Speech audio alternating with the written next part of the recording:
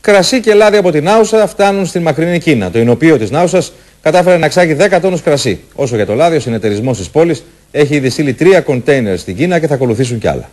Πίνουν κρασί στην υγειά των Ελλήνων από το εινοποιείο της Νάουσας κατευθείαν στα ποτήρια των Κινέζων. Έχουν έναν ιδιαίτερο τρόπο στο να πίνουν το κρασί. Είναι αυτό που λέμε εμείς στην Ελλάδα άσπρο πάτο, το γκάμπέι τον δικό τους.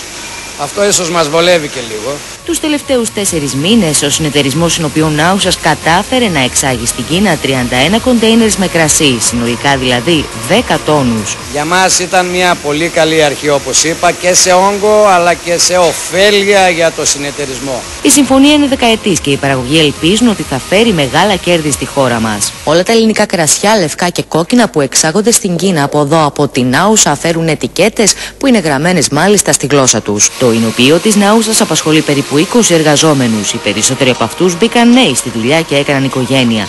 Η ανασφάλεια μας λένε που ένιωθαν για όσα γίνονται γύρω τους έχει πλέον μειωθεί. Έχουμε ανοιχτεί, είμαστε χαρούμενοι για αυτό που συμβαίνει και ελπίζουμε να υπάρξει και μέλλον. Εκτός από την Κίνα, ο συνεταιρισμός εξάγει συνολικά σε ακόμη 26 χώρες, ανάμεσά τους η Αυστραλία και η Ρωσία. Εκτός από το κρασί, ο συνεταιρισμός ξεκίνησε να εξάγει και λάδι στην Κίνα. Οι Έλληνες παραγωγοί έχουν ήδη στείλει 3 κοντέινερ ελαιόλαδο.